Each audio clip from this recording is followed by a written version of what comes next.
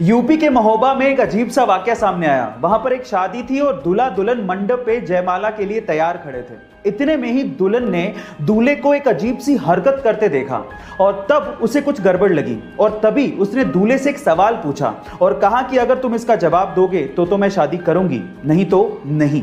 वो सवाल क्या था पता है?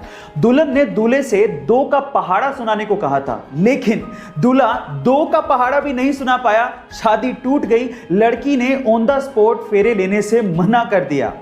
आपको क्या लगता है कि लड़के ने सही किया या गलत? चैट सेक्शन में जरूर लिखिएगा। जनरली क्रेडिट कार्ड को यूज करने से हम लोग डरते हैं, लेकिन एक आयरिश बंदा सिर्फ क्रेडिट कार्ड को यूज करते हुए मिलियनेयर बन गया। कैसे? मैं आपको बताता हूं। अगर आप क्रेडिट कार्ड यूज करते हो तो आपको यह पता होगा कि आप जितना यूज करोगे कंपनी आपको उतना ही ज्यादा रिवॉर्ड देती है। अब इस आयरिश बंदे ने उसी चीज का फायदा उठाया। यह बंदा क्या करता था, क्रेडिट कार्ड से सबसे पहले $500 का गिफ्ट कार्ड खरीदता, फिर उसके बाद उसी गिफ्ट कार्ड को वो एनकैश करता, फिर उसी कैश से क्रेडिट कार्ड का बिल वापस भर देता।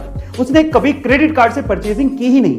फायदा यह था कि कंपनी उसे हर $500 के गिफ्ट कार्ड पे $25 का रिवॉर्ड देती थी। कभी खर्चा किया नहीं, ऊपर से $25 का रिवॉर्ड अलग से। ऐसे करते करते उसने $3 लाख इकट्ठे कर लिए, यानी कि लगभग 2,17,00,000। लेकिन एक दिन टैक्स डिपार्टमेंट की उसकी अर्निंग पे नजर पड़ गई, तब जाके ये बात खुली। लेकिन ये बंदा तब तक कमा चुका था। आपको इस जुगाड़ के बारे में क्या कहना है कमेंट सेक्शन में जरूर लिखिएगा। उसके अब्बू एक ऑटो रिक्शा चालक थे और उसकी अम्मी खेत में काम किया करती थी। घर के हालात इतने खराब थे कि उसके अब्बू ये चाहते थे कि वो 4th क्लास में ही स्कूल छोड़कर काम पर लग जाए, लेकिन टीचर के समझाने पर जैसे तैसे उन्होंने उसे पढ़ने दिया।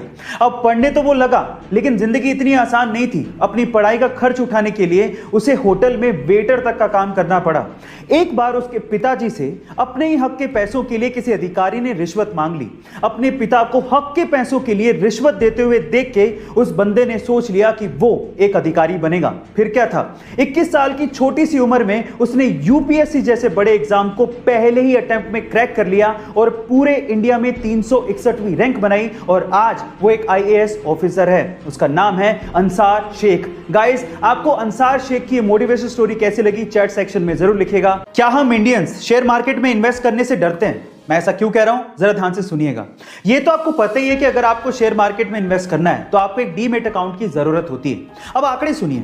हमारे देश की जनसंख्या है 138 करोड़ और इस 138 करोड़ की जनसंख्या वाले देश में टोटल डीमैट अकाउंट कितने खुले हैं पता है? वो मात्र हैं 4 करोड़ और उनमें से भी बहुत सारे डीमैट अकाउंट इनएक्टिव हैं। यानी कि हम भारतीय शेयर मार्केट में रिस्क उठाने से डरते हैं, लेकिन रिस्क है तो इश्क है। मैं आपको एग्जांपल देता हूं। राकेश झुनझुनवाला, जिन्हें हम इंडिया के वॉरेन बफेट भी कहते हैं, उन्होंने सन 1985 में मात्र 5,000 रुपए से शेयर मार्केट में इन्वेस्टमेंट शुरू की थी और आज उनकी टोटल नेटवर्थ 14,000 करोड़ रुपए है। गाइस, अगर आप भी इन्वेस्ट करना चाहते हैं तो डीमैट अकाउंट का लिंक डिस्क्रिप्शन बॉक्स में गिवन है। कई बार पेट्रोल पंप पे ऑयल भरवाने के बाद हमारे दिमाग में वहम रह जाता है कि जितने पैसे दिए क्या पता उतने का ऑयल उसने डाला भी है क्या। मैं तो मीटर बड़े अच्छे से देख रहा था, लेकिन फिर भी ऑयल थोड़ा कम लग रहा है। अगर ऐसे वहम आपके भी दिमाग में आते हैं तो मेरे पास इसका एक इलाज है।